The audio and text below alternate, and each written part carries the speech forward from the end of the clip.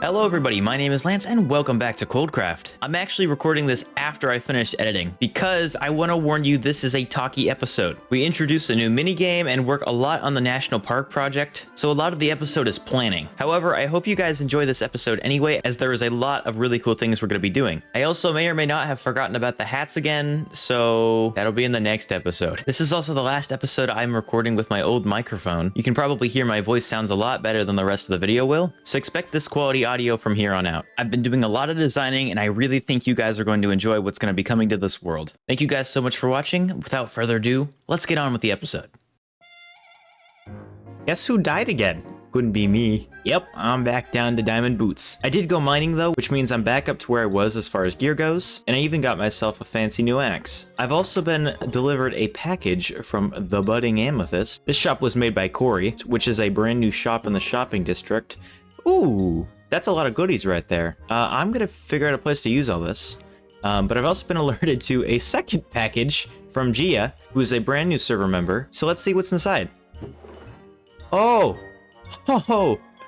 that is gonna be very helpful. I've been chopping a ton of trees for the national park. Let's actually go check that out now. Originally, I was planning on expanding over here, but I think we'll stick to what the original plan was and just build along the flower forest, which you'll notice has no trees. Well, kinda. About half of it has trees still. If you pull up the world map here, you can actually see how much of it I chopped.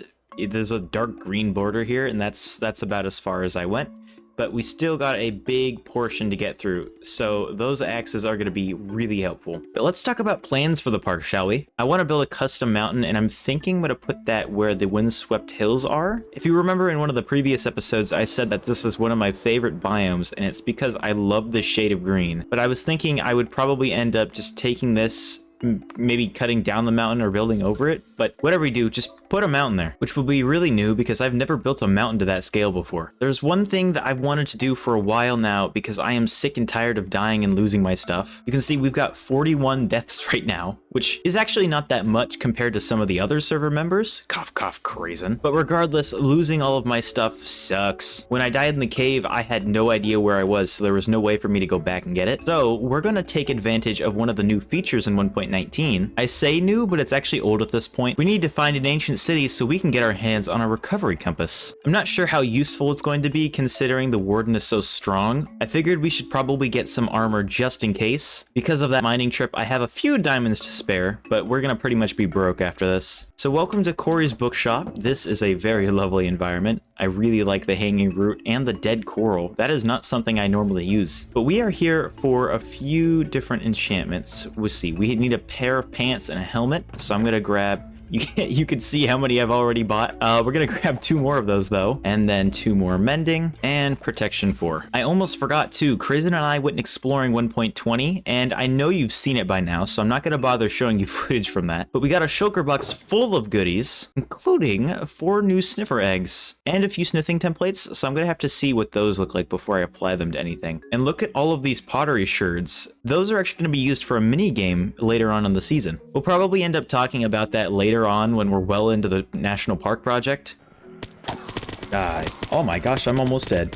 And now that I think about it, maybe I won't wear my expensive diamond armor. Just in case I can't get that back in the deep dark, I'm gonna just wear iron, even though I just bought all the expensive stuff. I'm torn because the armor might actually help, but on the off chance that I lose it, then I just lost a very valuable set of armor. And all the tools that I literally just got back. But we do have infinite iron thanks to Ripple's iron farm. Yikes, what a downgrade. Now the last step before we go down to the deep dark is we need to get a lot of wool blocks, and I'm not exactly sure if anybody has a sheep farm, so I'm gonna walk around until I find one. Looks like Justin has a few, but not much. You're not a sheep. I'm gonna shear all these up and then give it some more grass because it is not growing fast enough for all the sheep here. Don't mind me, forgot to put Silk Touch on my shovel, and there we go. Hopefully that should help a little bit with all these naked guys. I'm sure they're quite cold. 23 wool is not going to cut it, so let's keep looking for wool. I totally forgot about this, but I have a string farm. I could just make some wool. So here we go into the big hole. Whee! Oh yeah, look at that. 1 stack, 2 stack, 3 stack, 4.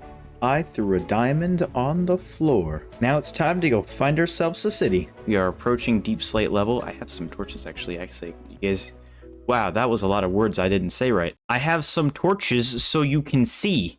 Ooh, that is an ancient city right there. So I think we're gonna wanna get right there. I'm gonna try to sneaky.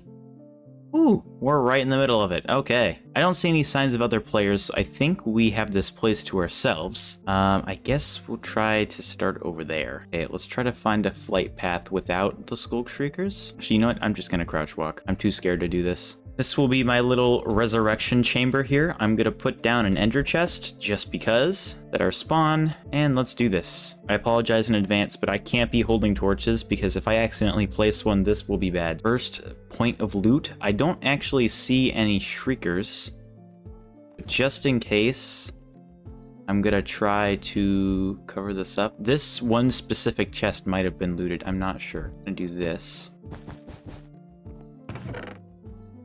Oh my gosh, 3 music discs and a pair of pants. On to the next chest. Okay, this one doesn't look like it has any gold sensors next to it, so I'm gonna try that. I will check behind it just in case. I guess we'll grab some skulk sensors while we're here, but I don't know how much that's gonna help. And I might as well take the potion. Still no shards though, which is the main reason we're here in the first place. I'm pretty sure that one is out of range and that one is out of range. Okay, hopefully that should be okay. I am being way too cautious about this, but I prefer safety over death. Okay, please, please. Okay, we're fine. That was pretty much worthless. We did get other side though. If there's only one Skulk Shrieker, I can break it. I'm gonna take the risk. Whew, a few more shards. Amethyst, not great. The loot here has kind of been a bummer. I think I might be the only person in the world actually seeking out a recovery compass. Ooh, diamonds. I don't think I've seen a single player actually go and craft one of these. Echo shards, yes, that's great. I think we're fine. Ooh, okay, we're good. We're good. I'm out of here. No more. I'm debating on whether or not I should keep going, because I feel like we could. Everything is safely tucked away in my ender chest, so I think that means we can keep exploring. Another echo shard and a book. That was pretty pathetic. You know what? It's hard enough to get skeleton heads. I'm grabbing this. Okay, this is where I started, so we've come full circle. I do want to try and loot the middle. Have approached the middle. Might be on the other side, actually. Let me try that. I swear there's supposed to be a chest here. I've been looking around for a while now, and I can't find a chest. So either it was looted, or one didn't spawn. Of all the places it could spawn, I think this is where it would be, but I'm not seeing it, so I think we're clear to leave. Now we try to find our way out. Alright, so I've put everything away now. I've filled up the bookshelves with our enchanted books and the regular books, and there was even a few extra. Got a new skull, lots of new discs. We got one of the new armor trims, and almost enough shards to make 2 compasses. I kind of want to know how it works, so I've got all my stuff in here, and I guess the only thing left to do is... Okay, and theoretically, the recovery compass is pointing right to where we died. This is the block. We died right here. I am going to put that in our ender chest so we will never lose our stuff again. Next up on our to-do list, we should finish chopping down all the trees. The sooner we get these all cleared out, the sooner we can start to think about terraforming, and then we'll have to do an intensive resource grind for that. It also kind of sucks because you can only really see my hat unless I'm looking straight up, but oh well, let's get to chopping.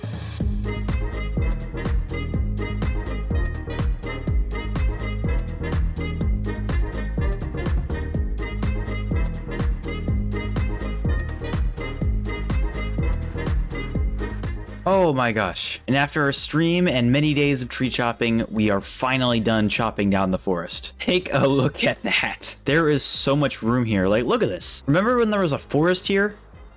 Because there's no evidence of it now. It actually kind of still looks pretty cool. I've never seen a flower forest without the trees, but this is really cool. Which makes me kind of want to add a biome to the park that's just a flower field. I think that actually could be really cool. I'm going to write that down. But yes, now that we have all the trees chopped down, we can get to terraforming, which is going to be oh so much fun. I honestly thought there would be more materials out of this forest, but I mean, we got a ton of beehives.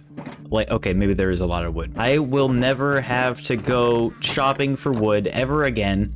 And we even got a ton of saplings and even a few pumpkins. But what is the next step? Obviously, this is not what the land will end up looking like in the end. It's going to be completely different, but there are some things I'd like to talk about for this project. I do want a mountain, and I've never constructed a mountain at the scale I'm planning on building at. So this will be an incredibly interesting process. I'm thinking we're gonna have the whole mountain here and it kind of slopes down into the rest of the park, but I'm not quite sure. Originally, the entrance of the park was going to be right here, but Jan has decided to move in next to us, and I don't know if that's going to work with the size of his base. So there's a few options for this. Number one, we can continue to use this for the entrance and maybe push it back into the flower forest. Number two, we can find another area along the edges of the park to start. Or three, we can have the entrance along the river and have a bridge to get to the middle. Let me know down in the comments which one you guys think is the coolest. Another thing I discovered while I was deforesting is that we actually have a really big ravine slash cave and apparently a geode. And so we have a lot more potential here than just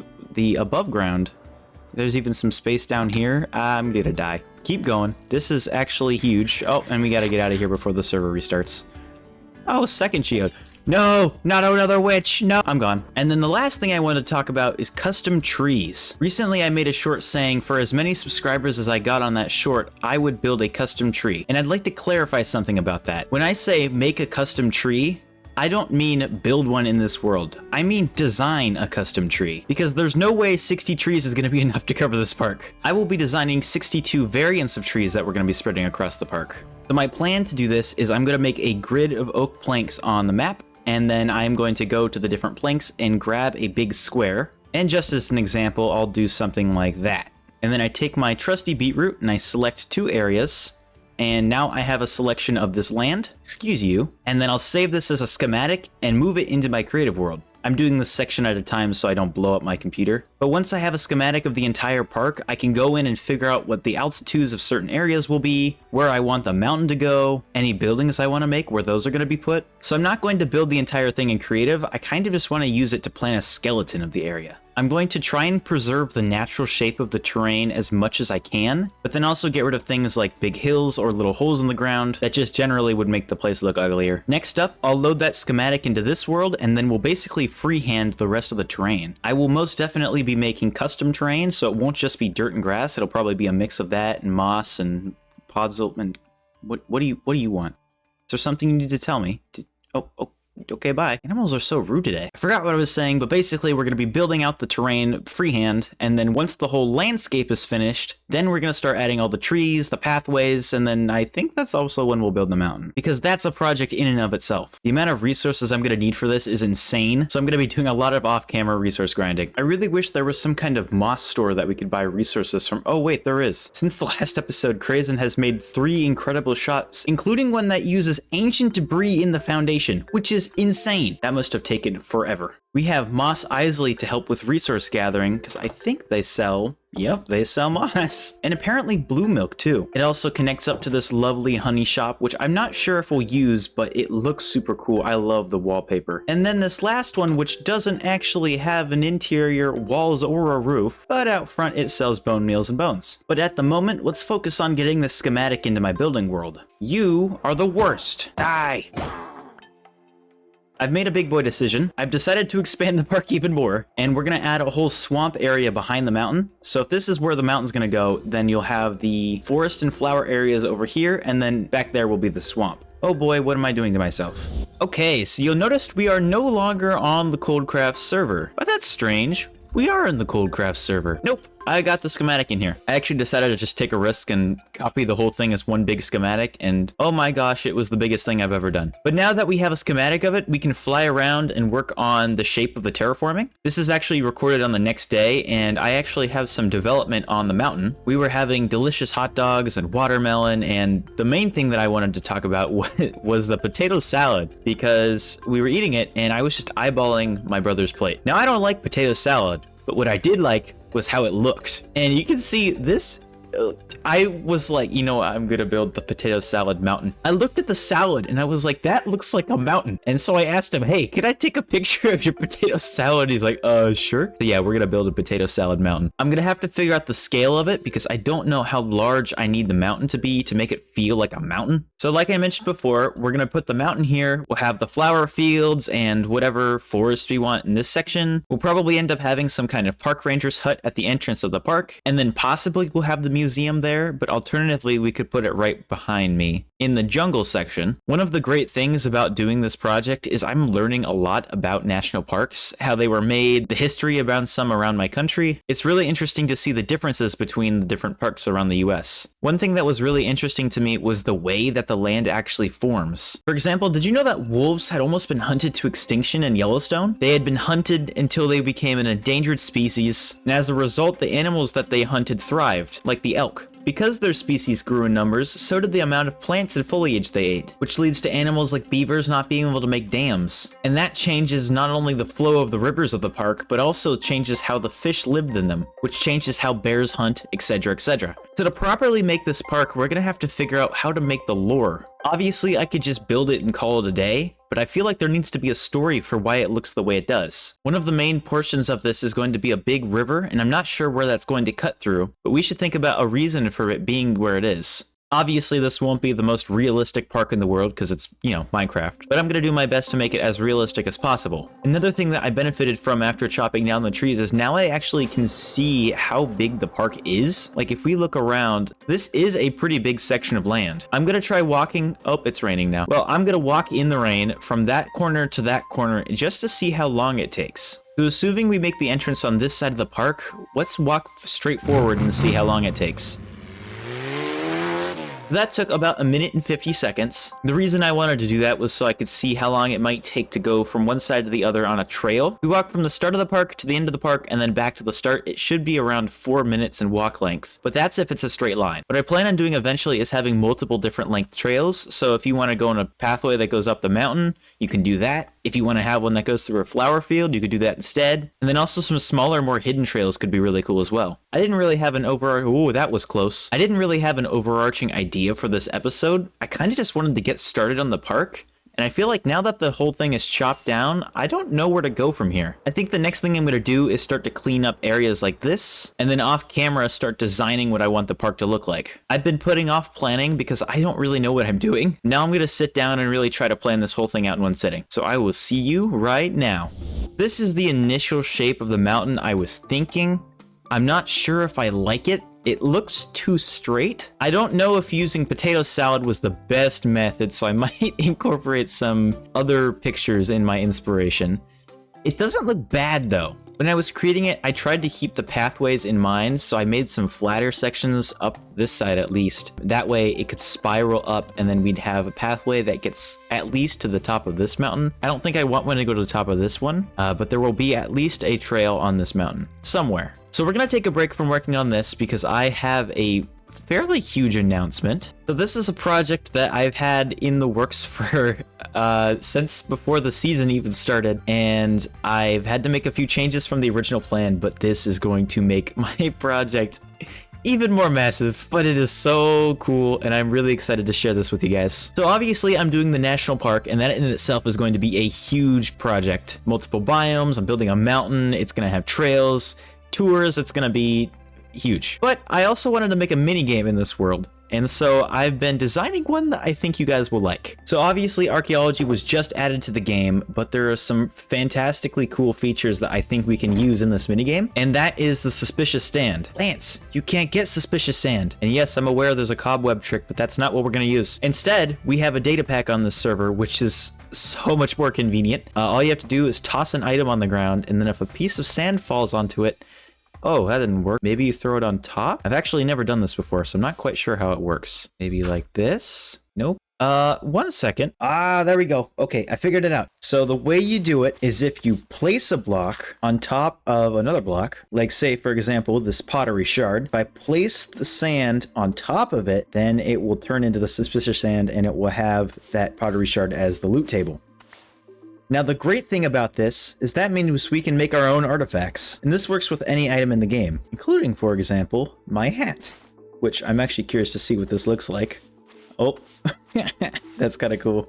So here's what I want to do with that mechanic. I want to make a mini game where the goal is to collect an artifact. At the moment, my idea is to collect the shards and have each type of shard worth a different amount. So for example, maybe the angler is worth 1 point, Howl could be worth 2, Snort could be worth 5, I don't know. We'll have to collect them all and figure out what they're each worth. Now we're in the testing world because I want to show you guys this. So with the sherds, you can craft custom jars and they will have the pictures on them depending on what side of the jars are. And so this is how I want to submit the points. Oh yeah, I should probably mention this is going to be a dungeon run kind of themed after Indiana Jones. I wanted it to be centered around archaeology and the features that 1.20 adds. You'll run around the dungeon with a brush and you'll be digging up various objects and hopefully you'll be able to find a sherd. We'll have some kind of entity in there, maybe a warden, maybe a ravager. I haven't decided what we're going to do yet, but there's going to be some kind of danger. And the longer you're in the dungeon, the more risk you're at for losing those artifacts. However, the longer you're in there, the more time you have to collect more artifacts. These will be pretty rare in the dungeon, so it's not super easy to get. And at the moment, I have no way to automatically reset it, so I'm going to have to go in there and do it every time myself. But like I said, it's a dungeon runner game, and this is a snippet of what it will probably look like. So at various parts, you might find archaeology sites like this, and there might be a few pieces of gravel there, and then you'll dig it up while you're being chased, and then you'll start to dig up the artifact, and then once you get your artifact, you'll try to flee the dungeon and survive. I've tested this out with the Ravagers. If we have little cubbies like this, you can actually outsmart them. So maybe you're not feeling too brave and you don't want to try to outrun them, so you'll try to outsmart them and try to sneak into one of these cubbies. I can't move, I'm stuck. Well, that wasn't supposed to happen. What I was trying to show you is that if I get a little bit of a head start, there we go. You can duck into one of these cubbies, hide around the corner, and maybe it won't see you. Then you wait for it to move, and then you take that chance to go. And I'm alive. But this is basically the concept of the game. There's still a ton of work to be done, but I really wanted to get out the concept and get you guys' opinions on it. If you have any ideas, please let me know. I'd love to hear them. I think this theme is really cool. You got something on your nose there, bud. Here you go. No problem. I really think this is going to become something super neat. And the best part is this is going to be right under the national park. I just keep adding work to my to-do lists, but I am super excited to do this. I am unbelievably happy that I get to share this with you. This will probably happen after we do the park or maybe in the middle of it, but I'm not quite sure I want to start a really big project in the middle of another big project. But again, please let me know if you have any ideas. I would love to hear what you guys have to say. I'll probably end up talking more about it in another episode too. I'm sure I didn't explain it all that well, but let's get back to the Coldcraft server. Another thing we should probably do is plant our sniffer eggs. I think we're just gonna put them, and because it's close to home, I'm actually gonna put them right here. For now, I'm gonna put out the campfire just in case. I don't want them dying. I've actually yet to see these guys hatch in game, so I'm really excited to see that. We'll have to keep an eye on these guys. I think we're gonna wrap it up here though. We've done quite a bit today. We've made huge progress on this already. Even though it was just chopping trees, this is really motivating that we actually started it. I know it's not just me, but sometimes starting the project is the hardest part. And now that we've actually made some progress on it, I know we're going to finish this thing. I don't care what happens, this is getting finished no matter what. Thank you guys so much for watching. If you guys liked the video, please subscribe. I will love you forever. And so will this cow. In the next episode, we're going to focus on terraforming and maybe even get a big segment of the mountain done. But for right now, have a fantastic day and I will see you in the next one. Bye-bye.